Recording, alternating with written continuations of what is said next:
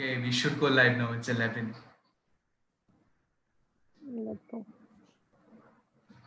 Are we live? Yes, we are live. Good morning, everybody. I welcome you to the second episode of Sunday Musings, conducted by Anubhav Positive Psychology, Kolkata. My name is Orkunil Bhaumik, and I will be the moderator for today's session. Today, we'll be discussing an interesting topic on work-life balance for young professionals. And we have three very young, energetic, motivated professionals who will tell us about work-life balance. Now, our first guest is Mr. Arjun Chakraborty. Mr. Arjun Chakraborty is a stalwart actor in Tollywood who needs no introduction. He's been in the industry for 10 years now, stealing many hearts with his boundless talent.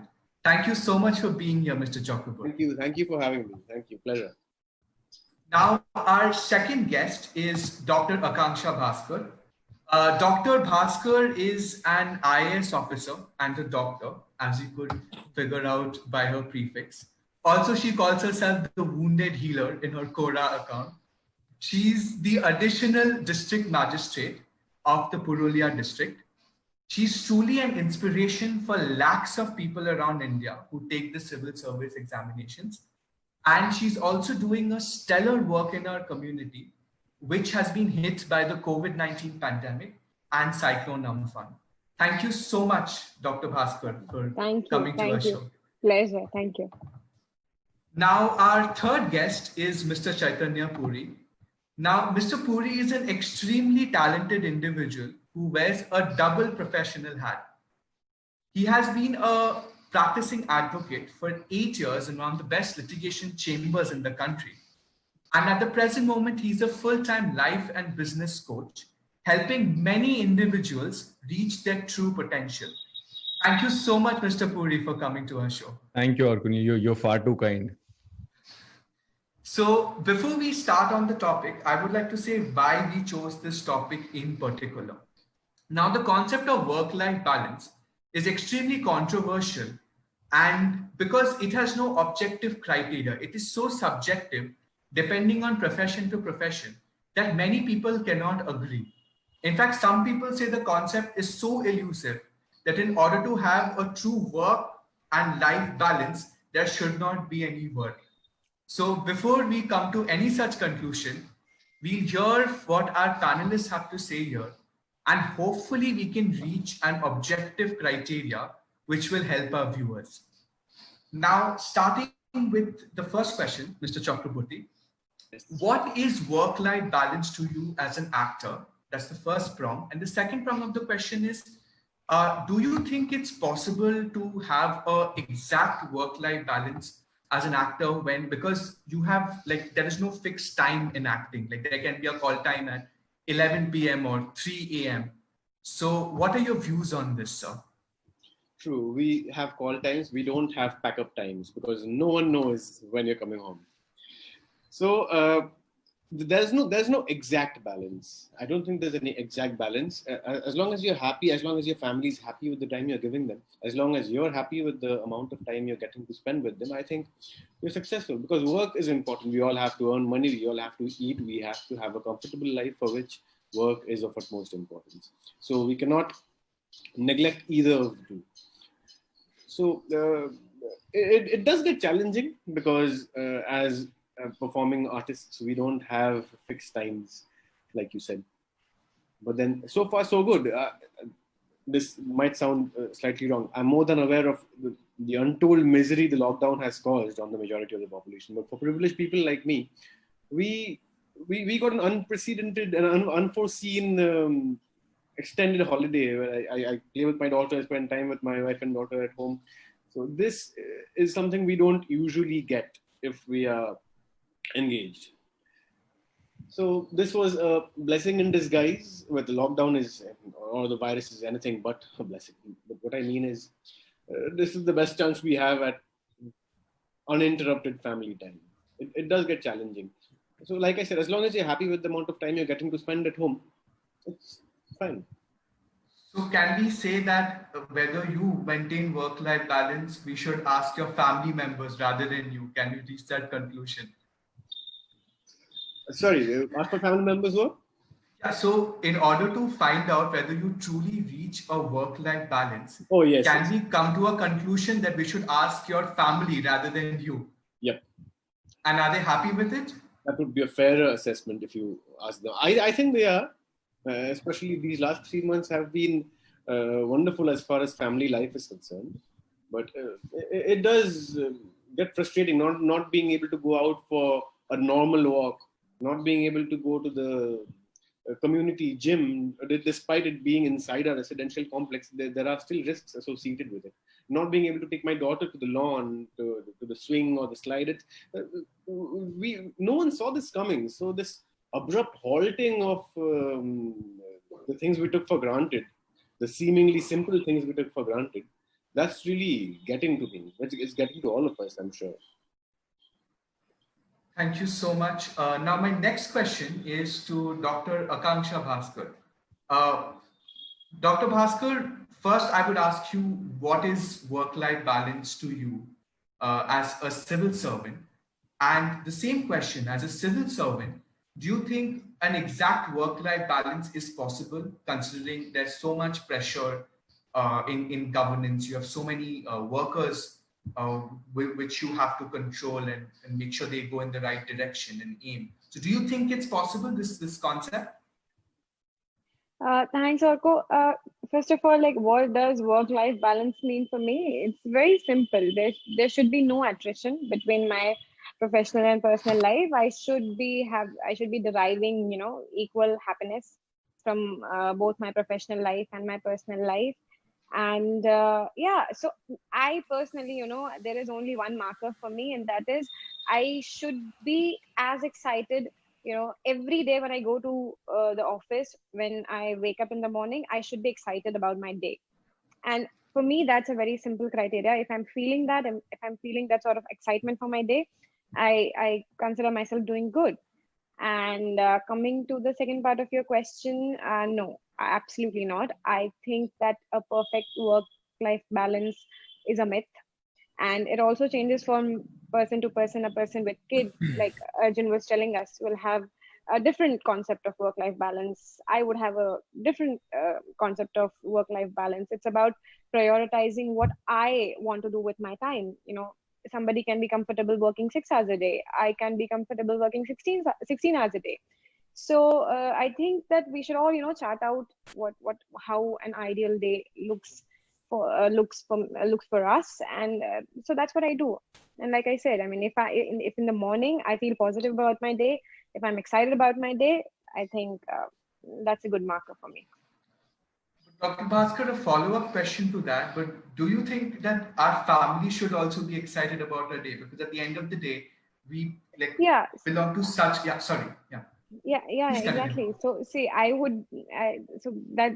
think I took that as a given, that I will be happy only when my family around me is happy. So that is definitely a very serious consideration. Your family is your emotional support system, and they have to be happy about your job. And if I am failing in my duties, if I'm not giving them due time, their due emotional sort of support, then I'm failing somewhere. So that's a very serious criteria of having a good work-life balance for me. So what we could find out is, as Dr. Akanksha said, and Mr. Chakraborty has said, that work-life balance can only be maintained if you have no attrition. You start your day in a positive way. And also family is a very important criteria. Like Mr. Chakraborty said, spending time with someone's daughter or spending time with someone's family. So we could sum this up in what work-life balance is. Now, my next question is to Mr. Puri.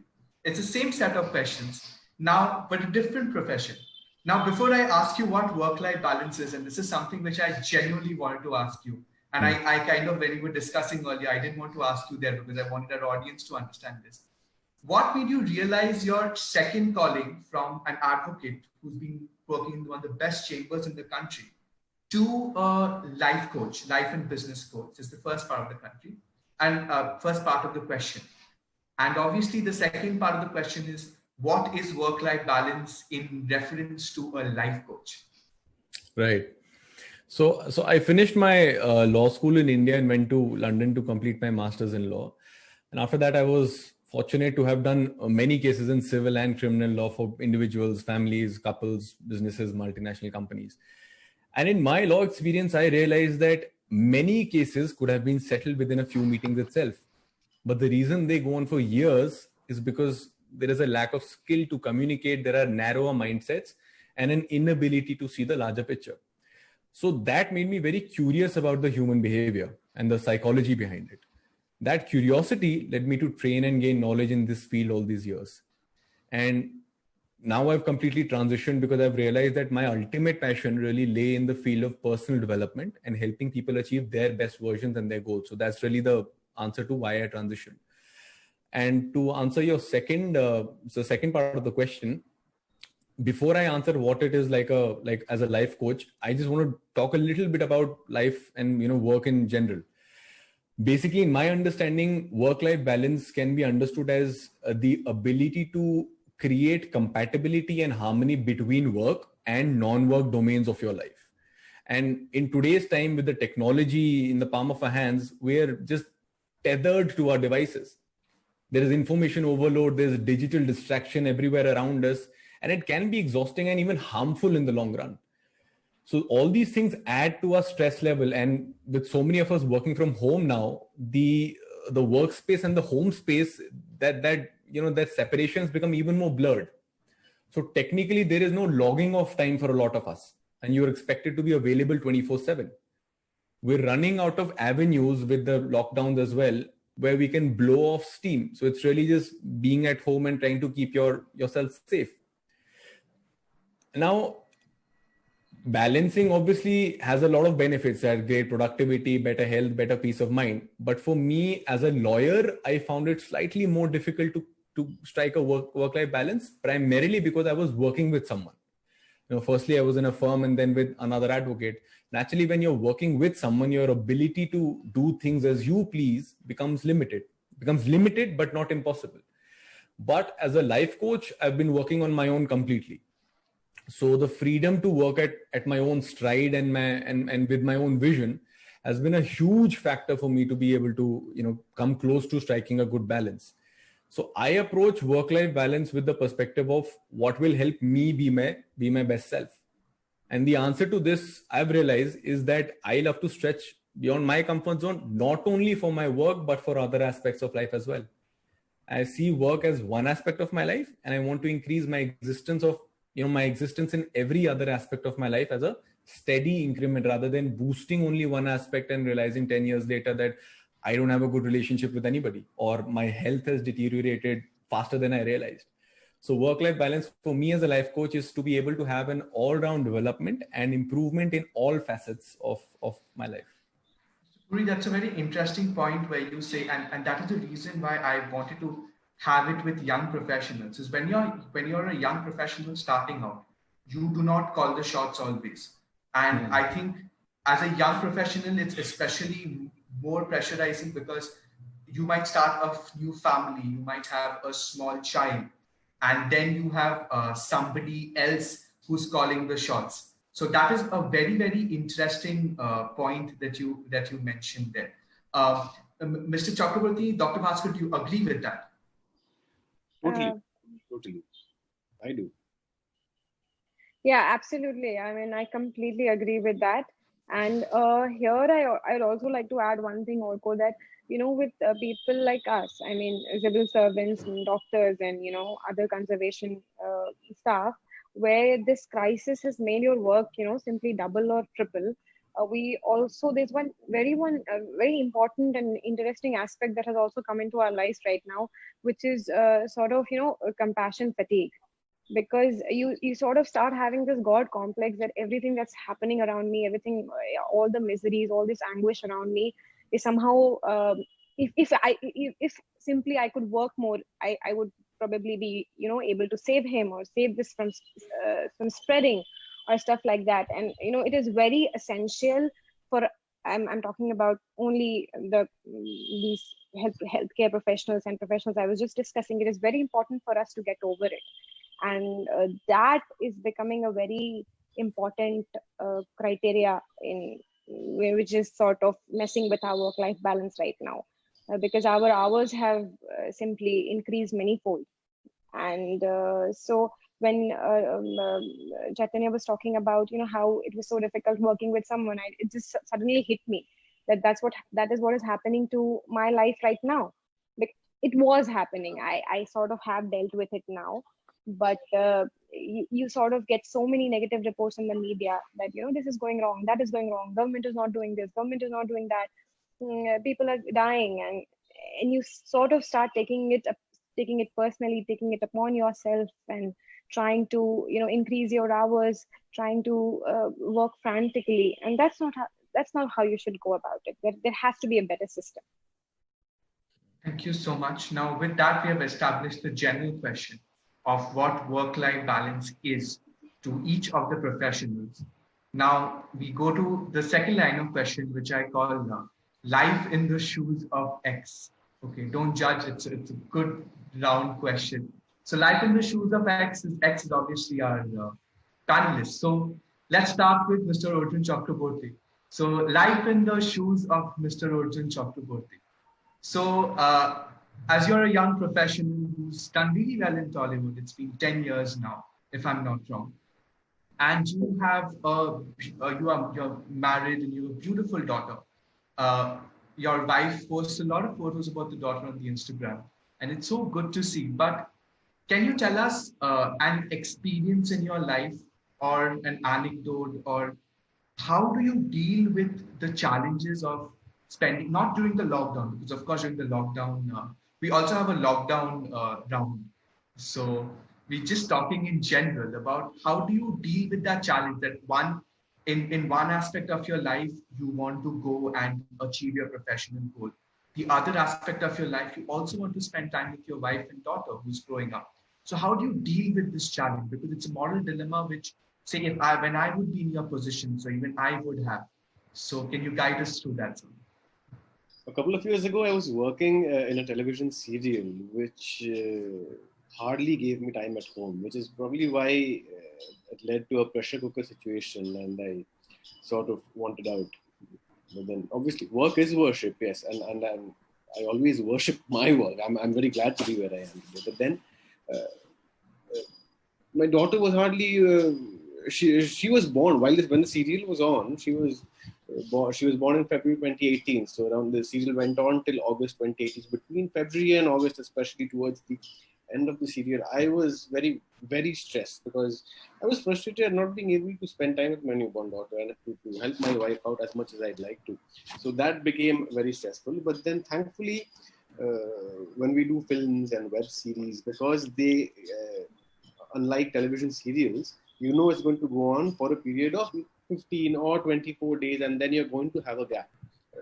Maybe just a 2-day gap if you're blessed to have consecutive projects lined up. But thankfully, I cannot complain with the amount of time I've had, except for that period when I was doing a television serial. Television serials are very hectic. You speak to anyone who's engaged in one and you know what I'm talking about. You hardly have time. If you're lucky, you have every Sunday off. So that was the most challenging phase. Because I did start my career with a television serial, but then back then I was just a final year student in college. I didn't have a lot to do. Yes, I had to attend classes because St. Xavier's is very strict with attendance. Yeah, we know. You would know.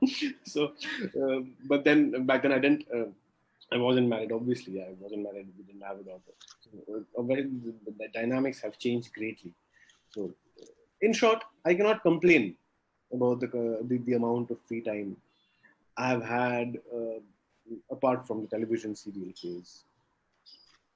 Is there any word of advice? Because this is a dilemma which even at this present moment, I don't have a family right now, like my wife and my child, but even as a parent, as a person, a student in law school, I'm an extremely motivated person that I want to do everything. I want to have a piece of everything. Wonderful.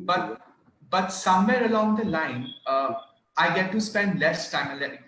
I don't live in Kolkata, so I get to spend less time with my mom and dad. What hurts me more is I get to spend less time with my grandfather, my dadu, who's 90 years old. So there's always an opportunity cost which I'm letting go. So how, if there's only one word, I know there's no objective answer to this, but from your take, can you tell me one line what can help people, especially in my generation and your generation, sir? Look, it's pretty simple. If you want that, you have to let go of some of this. So when you embark on your journey, when you know this is the goal I'm working towards, you have to know what you're willing to sacrifice, how much you're willing to sacrifice. There will always be sacrifice. There cannot be great things without sacrifice. But then, for example, it would be nice if I could get to work in Hollywood, but if I get to work in Hollywood and if that means spending a year away from my family, I'll have to rethink, maybe take them along with me, which again will be a challenge in itself because my daughter is going to start school soon. So you cannot just uproot people from somewhere, come live with me, I'm going to Alaska to spend a year. It doesn't work that way. So either you let go of that or you compromise heavily on this. That would again depend on what your priorities are, what your goals are, how you have set up your life, knowing full well that this is the goal I'm going to work towards. So like Dr. Bhaskar said, it varies from person to person. Free time for you may be something else. Free time for me may be something else. Beautifully said. So that brings me to Dr. Bhaskar. Now, you have a very interesting background, Dr. Bhaskar. So you are from UP, if I'm not wrong, Varanasi.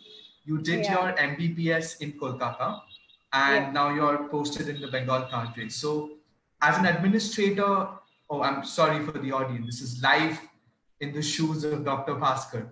So the work pressure is immense, and there's also public pressure because as Indians, we like to blame our administrators for anything that happens.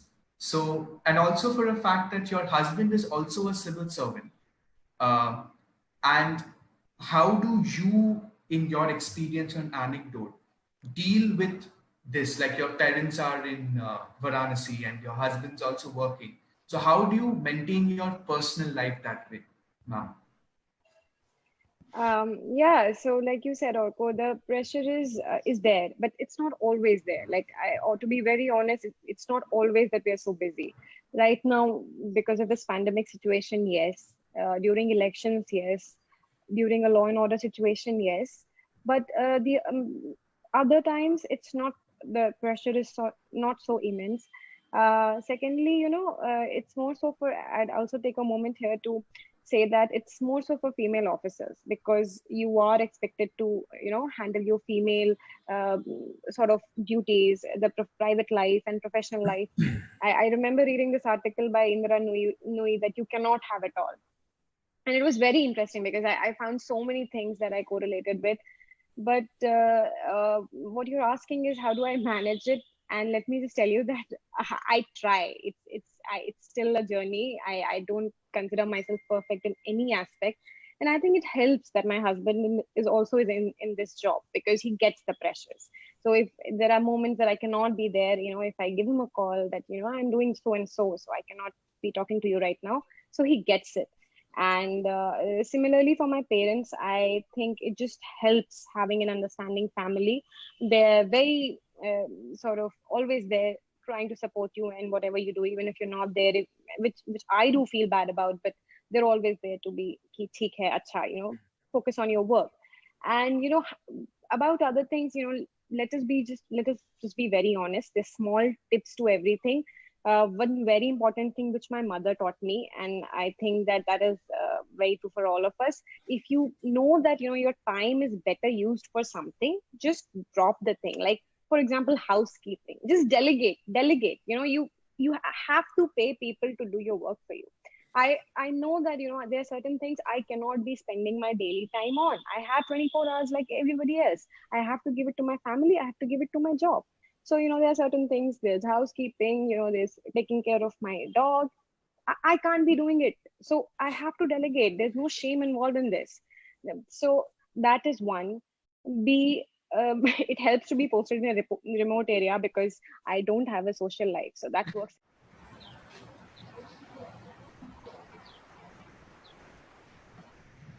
Hi, we are so sorry. There was a technical glitch. We are back again. Sorry, Dr. Bhaskar, for Not at cutting all, you not off at all. in the middle of the sentence. So, yes, you were saying, Dr. Bhaskar. Yeah, I think so. We were in my shoes, if I'm not wrong. Yes, regarding maintaining work-life balance. Yes. Okay. So what I was telling about so see, you have to make a list of things that are important to you, and you have to make minor trade-offs here and there. So, like I was saying, I cannot be whatever sort of OCD I may be having. I cannot be there to clean my room. I cannot, or maybe it will not be done to the extent that I like, but I simply don't have the energy or time for it because it's going to take out time from the 24 hours that I have. Similarly, I can't be there to cook, say, hot meals for my spouse, for my family. I can't be there. I can't be doing it because I don't have the time. So there has to be some delegation, some sharing of work responsibility. You do it with your staff, you do it with your family members, and it has to be a balance. The second, absolutely joyous thing that I discovered is this do not disturb thing in your mobiles. It's an absolute revelation for me, because as public servants, it's a fine balance about giving people access, which has to be maximum so that people reach out to you when they have a problem, and also maintaining your mental peace, because the calls are so trivial at times, and they simply, like I think Chaitanya was talking about it, you're plugged to this technology, and people have this all out access to your personal space, and even at night, eh, for a very trivial issue, or perhaps I don't know, some random issue, they just call you up. So I think that this DND thing on your phones, it works miraculously. So you have a set of favorite contacts, people that are important, my boss, people who would call me if there is a work emergency. So they are taken out of that DND list. And anybody who calls me twice, their phone ring. I mean, if their call rings on my phone. So again, if it's an emergency, people can reach out to me. So that what it does, it filters out people who simply sap my strength and take away from my personal life, personal time. And I think it works absolutely amazing. And second thing, again, it is about coming back home and unplugging yourself, sort of, doing the power off in your head regarding work thing. But I think that works only when you're not in an emergency situation, like right now. It's very difficult right now because obviously your job needs you. But even otherwise, I think that works only if you are productive in the work hours that you have put in. If you're not productive, then forget about logging off when you are off work. So I think it is very important to be 100% into your work when you are giving it the hours that you are giving it. And for that, you need to decrease procrastination. You need to be a little more focused. You need to perform more, so that even your superiors will be like, "Acha, 4 ghante kaam kiye hain, so she has done her due. She doesn't need to go back home and again get back to me on this." So I mean, yeah, all these things are what actually I'm trying to do in my life to keep a balance, and it works. Trust me, it works.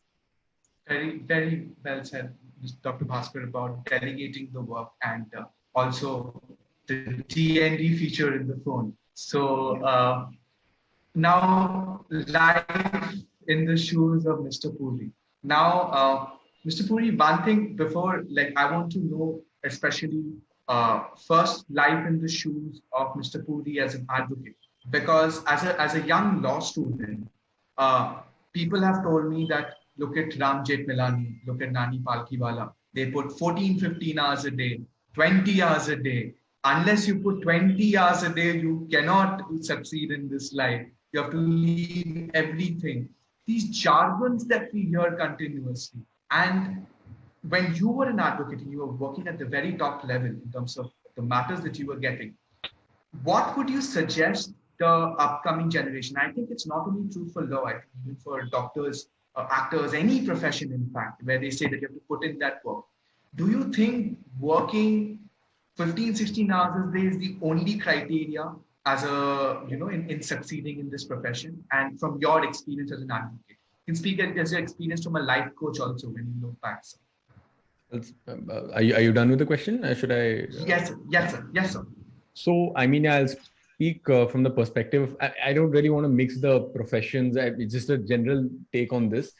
So, even if you work as a lawyer, or for that matter, in any other corporate setup or a background in medicine, you can't today say I am not in office when you leave work. Okay, in India, we tend to take pride with being a person who gets buried under piles of work and spends a majority of their life working. There is almost this positive stigma attached to it. In fact, people who want to live a balanced life are actually shamed for it. So in the legal profession, I saw this happen, very, very often. And there is an influx of thousands of bright and young and driven lawyers such as yourself or Kunil every year.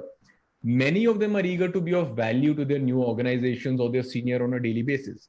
While wanting to be of value is a very good quality, one mistake I've seen many youngsters make is that they get engulfed with work only. So they delay their wholesome and a happy life to a future point when they feel that they are more settled. This grave mistake of letting a decade pass often leads to a burnout and a deep sense of dissatisfaction. Burnouts will happen when someone feels overworked and yet undervalued. That's what a lot of young professionals go through. So it'll be a matter of time before this burnout will spill to your other facets in life as well. So my personal take is that regardless of what profession you are in today, balance is no longer a luxury, it's a necessity. So that's very, very, very well said. But how do you deal with a boss? And as a life coach, how do you deal with a boss in such a demanding profession? Actors, doctors, engineers, civil servants. How do you deal when the boss continuously gives you work even after, and especially as a young, like starting off in the profession, say late 20s, early 30s, you don't have a say. I mean, if I go to a law chamber, my advocate will give me work continuously. So how do you suggest that at this critical phase of life, you have a balance between work and life? So how do you deal with that angle? I have a couple of points that I want to mention since this is a very interesting question that you raised. But the first point that comes to mind is we thoroughly underestimate the value of saying no. You need to firstly identify what your balance is, regardless of you being 20, 35, 50, whatever your age is. Understand what your balance is first. All right. Once you know your balance, stop being apologetic for it. You don't owe an explanation. When you're working, like I mentioned, with someone, it gets limited, that ability, but it is not impossible. When you say no once in a while, draw a line for yourself, people will start respecting it. But if you don't toe a line, then it's not fair for us to expect another person to read our mind. That person doesn't know what's happening in our lives. So firstly, learn to say no. Secondly, really coming down to the source of, when we talk about work-life balance, why are we really seeking a balance is because we're assuming that there is some stress coming in from our work. So the first point here would be do what you love. Do things that come naturally to you. Pursue a skill that you actually enjoy doing. When you do this, you look at work as something that you find pleasure in. So automatically that source of stress, that thorn becomes, the pain becomes much lesser. Today, as a life and business coach, I lose track of the number of hours I invest each day. So there is, personally for me, there's no question of stress, because if there is an idea that I want to develop, I'll just come down to my office at 3 a.m. till about 7. I'll just start writing about it, developing that. So the idea of what is stress for me from my work is automatically reduced. And like I mentioned, what's your idea of balance? Be clear about that. Learn to say no. Certain other things which are just more of curative things, but great for a lifestyle purpose. Exercise and meditate. They really help release endorphins. That's something that everybody understands. You will feel like you're more in control. Take some time off, even as young advocates, which you will be in a few years. At least in Delhi, the courts would be shut in June. That's the entire month of June would be off, and in December it'll be another 10 days. So I would take 2 vacations, 3 weeks in June and 1 week, just because I feel vacations are not a luxury; they are a necessity. Even if that means going to visit your family, it'll be a huge mental release for you. It's like, otherwise, there is no reward inside for your brain. It's like telling your brain, run a marathon without telling it where the finish line is. So it doesn't know whether it has to run 5 miles or another 100 miles. So do that, take those, earn those releases for yourself. You have something to look forward to. Other than that, sleep well. One very, very important thing that I think I personally, when I reflect back on what I noticed as a lawyer and even now, people don't nurture their personal relationships. Now that's an anchor that can give you so much stability that, it's unfortunate we underestimate the importance of that. Often in conversations about work-life balance, the point of view is limited to how you should not let work-life, work get to you. But we tend to neglect an equally crucial element, which is how we show up for our people in our personal lives. So an honest truth of every human being is that a major element of your joy and fulfillment is based on the quality of your personal relationships. You must be doing all the steps that we all discussed, XYZ steps to ensure that work is not personally stressful for you.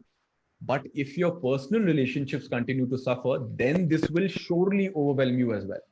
So the balancing is not just limited to your work, but also to the people in your life. Taking our relationships for granted will only ensure that we create stress at home as well and at work. And that's obviously an unwanted situation. Very, very well put, Mr. Puri. And one thing which, at least our generation who's just getting into the workforce need to learn is learn to say no. So that's one major thing which even I learned. Now, I have actually, I must add this, that in the initial years at the bar, which is something that we use when we're a lawyer, just for the other, I had a difficulty saying no. All right, not at the bar, just during practice, but I cannot emphasize how important it is. And believe me, people start respecting it. It's fine. You're not being a criminal when you draw a line for yourself. It's fine. Is it the same case for a civil servant and an actor? It's important to say no because in our profession, we say we are lucky to be blessed with consecutive projects, because there are many people, many talented actors, actresses who don't have work, or who don't have work that they believe justifies their skills, their talent, what they're capable of. So it's probably very alluring to say yes to anything and everything that comes by. But then the higher you climb up the ladder, the more important it becomes to choose your projects very carefully. Unfortunately, the finances in regional cinema are nowhere near the figures we see in Bollywood. It doesn't matter if you're Amitabh Bachchan or if you're 2 films old. If you're fairly successful, I think it's safe to say, I shouldn't be judgmental. I don't know what their lifestyles or what their pressures are.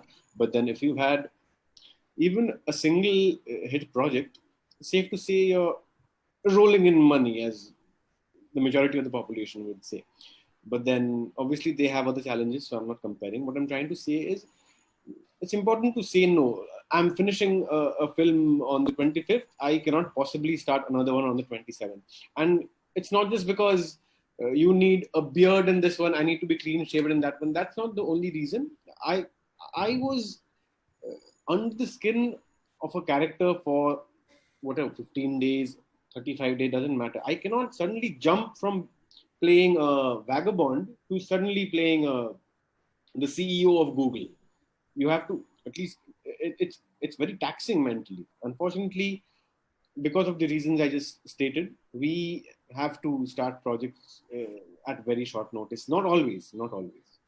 But then I shouldn't complain, because Mr. Amitabh Bachchan was simultaneously shooting for Sholay somewhere in Maharashtra, and he was flying and shooting all night for, I think it was Diwar or something. I don't know exactly. That kind of commitment, obviously, he's not always working simultaneously on projects, but there was a time at the peak of his angry young man phase, there was a time when he was doing it. So there are times when you have to push it, but constantly pushing it, like Mr. Puri said, positive stigma. Oh, he's so busy. You must be very successful. Even if you are, learn to blow off some steam. It's very important. Dr. Bhaskar, some quick comments before we go to the next round. No, I absolutely agree with Mr. Puri, what he's saying about the importance of saying no, and also about this, positive stigma of people who put in more work hours. They are deemed to be more professional, more efficient, when I absolutely don't agree that that is the case. And as civil servants, it's a little difficult because our jobs are very hierarchical and there is a lot of public pressure. So I mean, saying no doesn't come as naturally to you, but I think like we have already discussed, it's very important to set your boundaries and it's very important to stick to them. If there is something, if there is a work emergency that's happening, don't be a reactor. Don't, if you just respond to a message or a WhatsApp that has come to you from work, you don't have to respond to it on a dinner table. You have to stop that impulse. And I think that builds resilience, and I think resilience is very important for your work life. So that is absolutely true. And secondly, I think, like I have already mentioned, if you are going to be that person who is going to set boundaries, you better do your work in the boundaries that you have set in. You have to be that productive, that you're finishing your work in the time that you have given it. You can't expect, best of both worlds, that you're not going to do this in those 4 hours that you have been allotted, and then you're going to come back and, completely unplug yourself. That's not going to happen. So you have to be very productive in the time that you have put in, and then come back and, stick to your boundaries. That's it. You gave me a project, I finished it. This time is my own. So, Very well put. Now, I normally have 2 more rounds. One is a lockdown edition and burnout and constant motivation. But due to the slight paucity of time, I'll mix them together. So my first question is, again, to Mr. Arjun.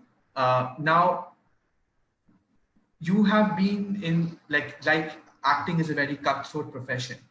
And you have spent time, with your family during the lockdown. But essentially what's really, really, I don't know whether it's bad or good, it's good and bad effect, is that you're always in the limelight. Like your profession expects you to be in the limelight. And the problem with that is, even from a young age, and I know your father does have a legacy in Tollywood cinema, the mistakes that normally a person should make. Like, for example, if I make a mistake today in my profession, and which I make a lot, it won't be in the limelight in front of 5 million people. So how do you deal with this? And the second part of the question is, and this is something which I'll ask the other 2 panelists too. People normally ask is that how do you want to be remembered at a later point of life? But I think it's very important when you start off in this journey as a young professional, you see yourself make a mark in the profession, and you have to answer that question. So how do you want to be remembered? What do you want to achieve at the end of the day in this cutthroat profession? I've made all kinds of choices with regard to projects. They haven't always been blockbusters. But then let me answer the first part of your question about the limelight. I don't enjoy most of it. There are pros and cons to everything. The pro would be getting a message across very easily. For example, this webinar today, I just posted a story on my Instagram, and all my followers know that at least even if 10% of my followers tune in, we're going to have a handsome viewing percentage. So that's one of the pros, spreading a good message. But then the way I see it, there are more downsides to it. I have to be very conscious of where I'm seen publicly, how I'm seen publicly. That being said, I hate wearing makeup, so you won't see me wearing makeup at any time apart from when I'm acting solely. So jokes apart, it's difficult to always be scrutinized. The funny thing is, our profession is nowhere near as challenging as healthcare workers or civil servants, especially at a time like this during the pandemic. But then there's a lot of hard work that the audience will never get to see, that the audience will never know about. Same goes for all our panelists today. People are very quick to judge. What is the government doing? Do you know what they're doing? Do you know how much is being spent to help the underprivileged? Do you know how much is being done? It's very easy to criticize. People think that this is a very glamorous profession, so we have it easy right from the day we are born. Oh, it's anything but. You have no idea. So it's difficult for someone like me to be in the limelight. I don't enjoy posting a lot of personal stuff on Instagram. I hardly post pictures of my home and family. It's more about my passions, which about books, about fitness, about football, things which I enjoy, and a lot of humor to go along with it. That is how I handle my social media and to promote my upcoming projects. And sorry, what was the second part of your question? You've covered it mainly. Like, how do you want to be remembered through your work? Like, yes. What are your expectations?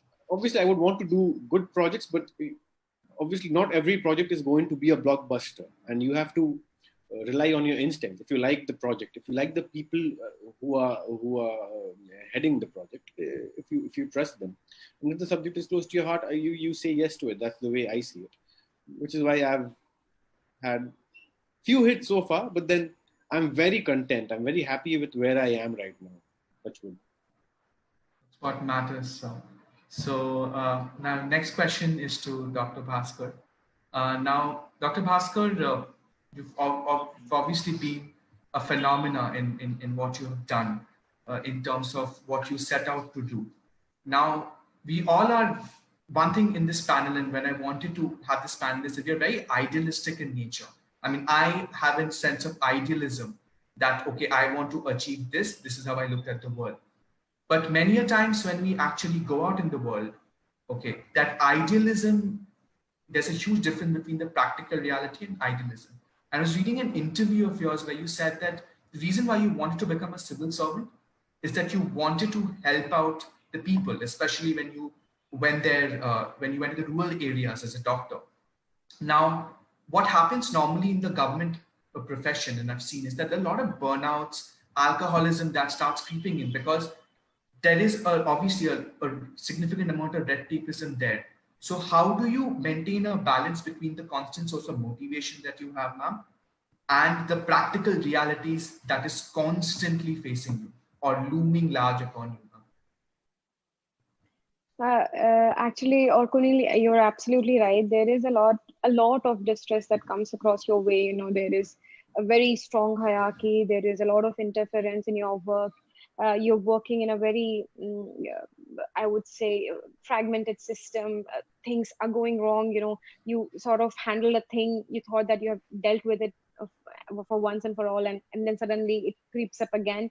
So yes, there are challenges, but I also feel that it's a very, very fulfilling job simply because of the people that you meet on a daily basis. And for the question that you asked, the answer is plain and simple. The lives that I get to touch and the lives that I get to interact, simply interact. You know, there is so much joy. There is so much hope in these people. I mean, even if you just leave your office, which I do frequently, and if you go out on field visits, people are so simple. I mean, especially in the rural areas, there is so much beauty in the struggle that they have to do. I understand there is a lot to be done. There is a lot of anguish there in the community, especially right now with the migrants returning home. There is lack of jobs, there's lack of livelihood, but it's such a learning that if they are willing to put in so much effort to pick the pieces, I can be always there, irrespective of my personal struggles, irrespective of my mental state. I can be there standing for them, trying to help them pick up these pieces. And it's simply beautiful. I mean, I'll just give you a small example. For all these migrants that were returning to our district from various parts of the country, we thought that we have to give them jobs, and we had to give them some sort of livelihood under in Mahatma Gandhi National Rural Employment Guarantee Scheme. And so we did that, and the way people turned up, like in a manner of weeks, there were hundreds of people on the ground working on projects, maintaining social distancing, wearing masks. in complete discipline, people, women out of their houses with their young kids and working hard, ready to, give their 100% into this. That was so inspiring. And so that is one incident. And you every day you come across, say, 10 of such incidences, 10 of such people who are so motivated, so committed, in having a simple life, nothing high-fi. We're talking about ideological things. I'm there to make a change in the society, blah blah blah, but simple incremental changes that they want to do in their lives. And suppose, and 10 minutes of your time can ensure them that change that they want to do in their lives. And I think that's very fulfilling, and that always gives me positivity. And that's a very big motivation thing, and it always prevents the burnout that we are talking about. So yeah, that's about it, I think. And has your mission statement when you entered the civil service, does it still remain the same after looking at the practical realities? Yes, I think it will always remain the same, touch wood. And I always believe that, as civil servants, you should always be very optimistic. I mean, there is a lot of negativity around, but you should be very positive, because there's so many people. I've said it again. I've said it earlier also. I'll say it again. There are so many people who have such high expectations from you. So you can't be negative. You can't be pessimistic. You can't be fatalistic. You have to be positive. Yes, I'm going to make this change. I'm going to help you make this change. So, I mean, that's how I go about living my professional life. Hope you do make the change, Dr. Bhaskar. Thank you. Now, my next question is to Mr. Puri, and I'll keep the question short. Since you have embarked on your second calling as a life coach, and in your website, for those of you who know the website, www.chaitanyapuri.com, if you go there, there's a beautiful mission statement that you have about what you want to achieve as a life coach. Like, can you share in short about what this mission statement is? In short, as the mission statement is on the website, the idea to start with is really to get my message across to at least 10 crore people. That's something that I've set for myself. And the idea is simply to be the best version of yourself. You have so much more power than what you can, what you think you do today. And it's really that simple. People often people just don't believe that. It's almost like they themselves want to be in the prison of their thoughts that, no, I don't have that. And it takes years and decades. And some people even then are not able to break through that. So I want people to live a life that they are absolutely destined to create for themselves and break those mental barriers for themselves. But just the question that you'd asked, to the others, I just wanted to throw in my 2 cents for that. How I would like to be remembered, in this second calling, like you said, would be, like a person who had a mission larger than himself. And, because I've been a part of a journey where it was about, I want to get more matters. I want to learn more law. I'm not saying that that's not a way to do it, but I feel that personally for me, my personality, I feel that this was a profession which could really, really help me be, give out so much more than receive. And that's how I really want to be remembered, that as a person who understood that the real juice in life is to give and, maybe not receive as much, but give. And that's the real juice in life. So that's how I would like to be remembered. As a life coach, because we're talking about, work-life balance, there's an exercise that really I was thinking about yesterday. So basically there are 2 key elements of creating work-life balance, which are like, firstly, you should know all the activities that will help you get balance.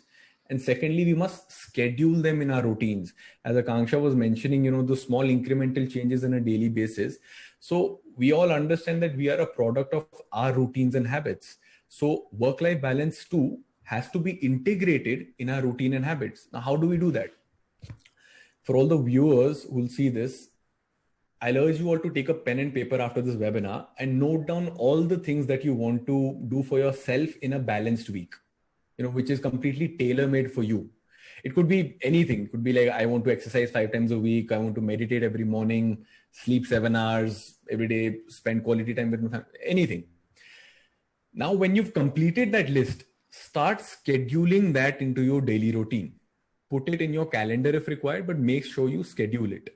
Now, this simple activity will keep reminding you and push you towards actively achieving balance rather than hoping, one day I will, or why isn't my senior understanding? Is he not seeing that I am under pressure? No, you create it for yourself. No, I guarantee if you follow this new routine, which you've actively now written down, this week will be better than your previous week. I guarantee that. And why is that? I mean, firstly, you've imposed on yourself activities that are bound to make you feel happier. And secondly, you have something new to look forward to. Now you follow this schedule for 3 weeks and then change the schedule. Make it more exciting, bring in more zest. Start following this routine of actively knowing what activities you have to do during the week to create a balance for yourself and your family until it becomes a lifestyle. Because it's something that has to be sustained long term. You may shift careers, you may change the trajectory of your ongoing careers, but it has to be sustained lifetime. Like personally for me, in my case, so my wife and I, we follow this routine. We would meet every day after our work, pick up a coffee and just drive around Delhi. And that became a ritual for us. We would completely switch off our electronics for that hour and a half and have many quality conversations during that time. In fact, one of the outcomes of such conversations was me realizing that I wanted to transition into being a life and business coach. So this is very, good thing that can come out of it. Balance is something that we don't discover, we don't stumble upon it, we construct it. And there is, as my co-panelist mentioned, there is no mathematical formula for what is a perfect balance. It's always a continuous attempt to keep adjusting the balances as per changing circumstances. But when the quantity of stress, which can be increased with work, we need to increase the quality of our non-working time. All right. This is a counterbalance to if the quality of your non-working time is good, high quantities of work stress can be handled much more easily.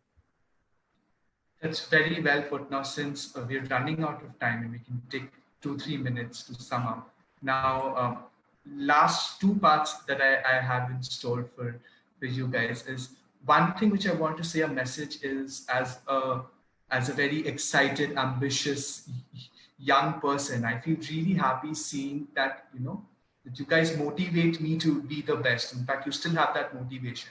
So thank you so much. It's been a really learning experience.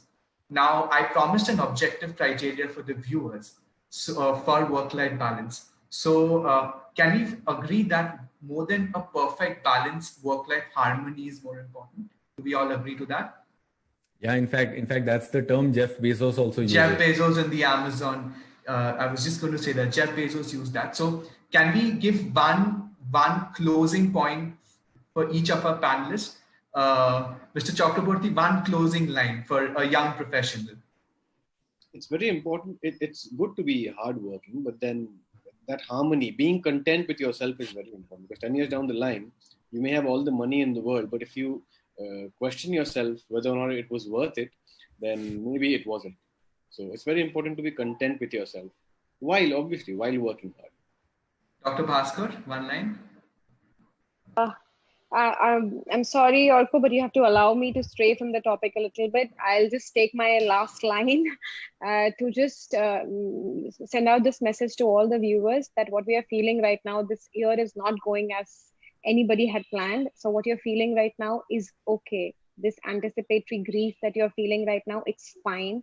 And you have to understand that for any grief that you're feeling, there has to be the 5 stages. For those who know, there are 5 stages of grief. There is denial, that no, nothing is going to happen. There is anger, that you're not doing enough. The government is responsible, or this XYZ person is responsible.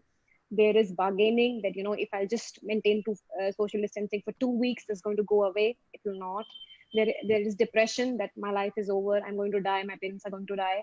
But then the power lies in acceptance. You have to accept this fact that yes, there is a best case scenario, there is a worst case scenario, and there is a realistic scenario. You are fine right now. People around you are doing good. take this moment, breathe, and just accept this grief, this community grief that we are all feeling, and be passionate to each other, because we are all going through a very difficult time. That's my one line. Very well put. Now, before we end the session, and this is a surprise for the panelists, and please indulge me, I would want one panelist to mention who they, when you think of your life, which character from any of the favorite books or movies do you think your life resonates with? So let's start with Dr. Akanksha. Just one character, fast, no explanation. That's very difficult for me. I don't Coffee know. with Maybe Karan, you will get a hamper. What's I in don't the know. hamper? Maybe what's there for me? If you're sending N95 masks, then we're all on board. Okay, I'll send. Yeah, continue. Sorry. No, honestly, I don't know. Maybe Queen that the protagonist from Queen. But I'm very happily married. Okay, no explanation. Apart from no that explanation. part, but I think that I sort of resonate with her there. Okay, Dr. Puri. Sorry, Mr. Puri. No, Dr. Puri is fine. Fun character, no explanation. My answer is Superman, just to win the hamper. Perfect. Mr. Chakraborty. In that case, I'd say James Bond. No explanation. Perfect. Now, so I'll use my legal jargon. Due to COVID-19, the hamper couldn't reach you people. So after lockdown, we can send you the hamper, and you'll also find the winner of the thing. Thank you so much for joining. And I hope our viewers really enjoyed the message that we were trying to give in terms of work-life balance. We know that it's a very, very difficult time right now. And as our panelists said, just stay in there and hopefully things will get better. Thank you so much. Can we go off live? Thank you. Thank you. Pleasure. Thanks.